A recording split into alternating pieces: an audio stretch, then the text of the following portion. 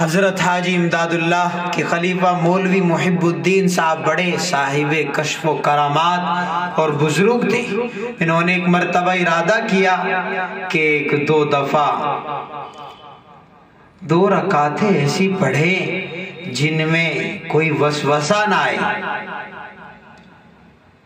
چنانچہ وضو کر کے 2 رکعت نماز پڑھی جس میں تمام ظاہری اور باطینی شرائط کا لحاظ رکھا اور شروع سے آخر تک کوئی وسوسہ نہ آیا، پوری طرح کامیاب ہو گئی۔ جب نماز سے فارغ ہوئے تو عالم مثال کی طرف متوجہ ہو کر بیٹھے کہ دیکھو اس کی کیا صورت ہے۔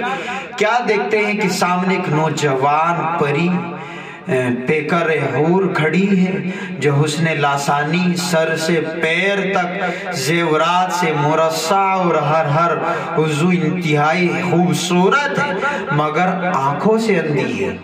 آنکھیں تو موجود ہیں اور نہایت خوبصورت ہے مگر روشنی نہیں ہے۔ انہوں نے حاجی صاحب سے اس کا مجملاً تذکرہ کیا۔ حضرت نے فی البدی فرمایا کہ شاید آپ نے یکسوئی کے لیے آنکھیں بند کر لی ہوگی۔ کہا جی ہاں۔ فرمایا کہ بس اتنی ہی کمی ہوئی، اگر سنت کے موافق نماز ہو تو گو اس میں لاکھوں وساوس آئے، وہ خدا کے نزدیک پسندیدہ ہے، اس سے جو سنت کے خلاف پڑھی جائے۔ تو سنت اصل چیز ہے، اللہ ہمیں سنت کی اتباع عطا فرمائے۔